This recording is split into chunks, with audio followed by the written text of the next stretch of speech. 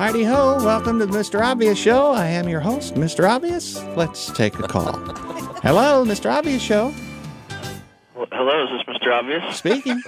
Hey, Mr. Obvious, long-time listener, first-time caller. What seems to be the problem? Well, here's my problem. Shoot. My wife and I, we finally decided to take a trip to the big city. Oh, yes? It's a wedding anniversary. Well, congratulations on that, and thanks for calling. Thanks. You know... No, Mr. Obvious? Yes? No, that's not my problem. Oh. Like I said, we're going to go to the big city. Uh-huh. And we've been to some big cities. We've been to Springfield, Yazoo City, and we went to Morgan Springs last year. Uh-huh. Some of the biggies, but we really wanted to see the biggest. Oh, New York City.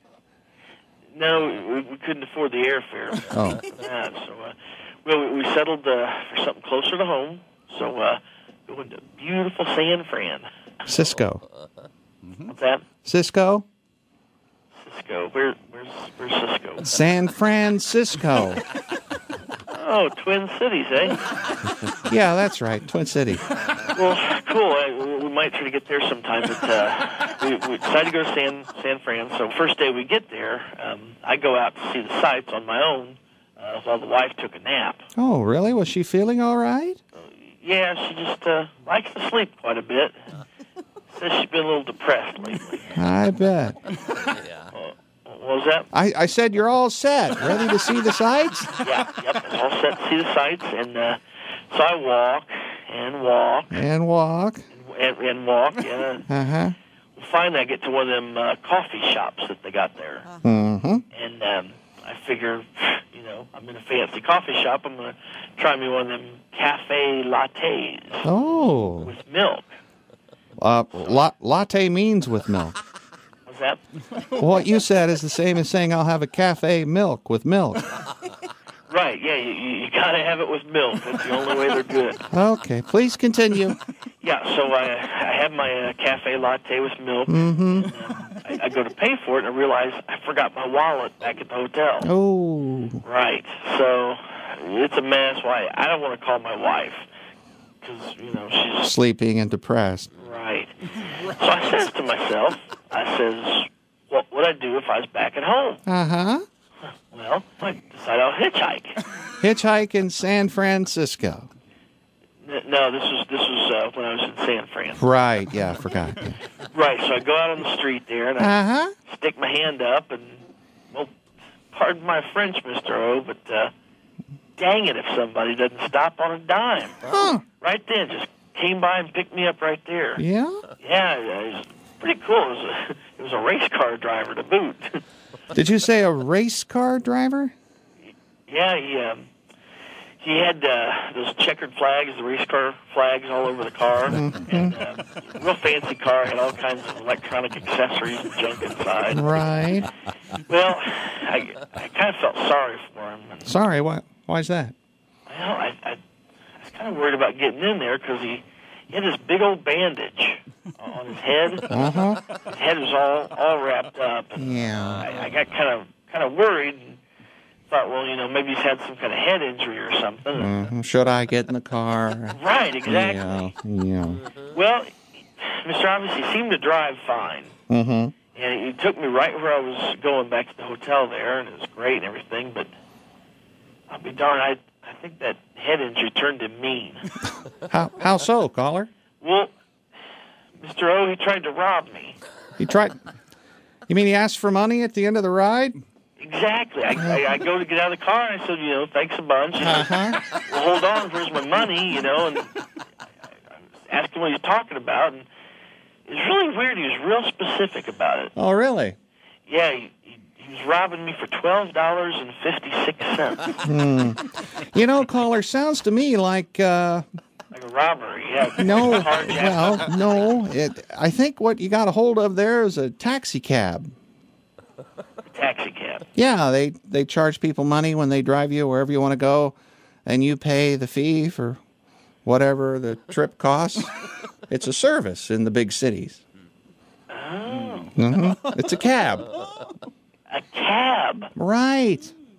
Oh, now that's making sense, because I was wondering why I thought he had had a misspelling on his paint job there because it said, I thought it was supposed to say car. Cab, huh? It's C-A-R, but it said C-A-B. B, right. Yeah, it was a cab. Cab. Yeah. We made the connection. Join us again next time on the Mr. Obvious Show. Mr. Obvious? Yeah. That whole cab theory is kind of making sense now. They have a lot of people ride around in them. Mm-hmm. Yeah, that explains it. Cabs smell like an old whore. Yeah. Smells like an old. Hello and welcome to the Mr. Obvious Show. I am your host, Mr. Obvious. Let's take a call. Hello, Mr. Obvious Show. Hello, is this Mr. Obvious? Speaking. Hi, Mr. Obvious, long-time listener, first-time caller. Well, good to hear from you, caller. Mr. Obvious, I need some help. Well, that's what I'm here for, to help. Oh, great.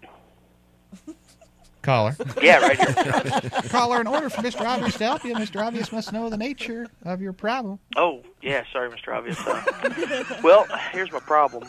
My dishwasher quit working. Oh, boy, that is a problem. Oh, yeah, you're telling me I got a bunch of dirty dishes stacked up in the sink like you wouldn't believe. Well, let's see. When did your dishwasher stop working, caller? Gosh, I guess it's been about a week ago. Mm-hmm. Now, have you checked your fuses? Oh, yeah. Yeah, that was the first thing I did, and everything checked out fine. Does the dishwasher do anything at all? No, nothing. Just sits there. It's possible that you might have burned up the motor. Ooh, that's bad. Well, as a matter of fact, I don't know if I told you this, but there's a real bad smell. Would that be caused by the motor? Well, certainly a motor burning is not a pleasant olfactory experience. Well, yeah, Mr. Obvious, I'm sure it's not, but the problem is it really stinks. Uh-huh. Do you have an instruction manual with the dishwasher? No, I don't see anything like that. Well, a lot of folks don't keep those. That's a Mr. Obvious tip. You should probably do that. Is there a card on the dishwasher with a number that you could call for customer service, possibly? Yeah, I think I know what you're talking about. I did find a card, and there was a phone number on it, and I called it, but Mr. Obvious, I couldn't understand a word they were saying, and they really didn't help me at all. Huh. Speaking a lot of technical jargon, were they? I guess that's what you call it. Well, let's see. How old was the dishwasher, caller? I'm not sure. I'd have to guess around 20 years old, about that. My goodness, 20 years old? Well, there's your problem right there. Really, you think? Well, I would say so. Once a dishwasher is about 15 years old, it's going to malfunction and need some regular maintenance. 15? Well, you mean they just wear out like that? Oh, my, yes, they sure do. So, you think I should get a new one? Well, I think that would be the cheapest route. Geez, well, that's really going to cost me, huh? What do you think a new one will run?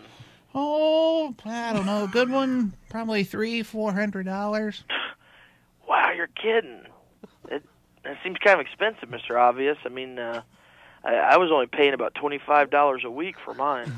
Oh, so you were renting. Rent-to-own. Yeah, that could be a way to get one if you can't afford to scrape up the initial cost. Yeah, I guess that was my deal. Tell you the truth, Mr. Obvious, I didn't even know you could buy them.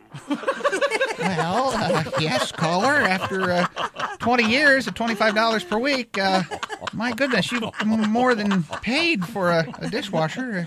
Yeah, I guess. I'll tell you what, though, Mr. Obvious, I didn't mind paying that much because, I got to tell you, I always had clean dishes. Well, maybe you could get the exact same model of dishwasher. What kind did you have? Was it made in America? No, I don't think so.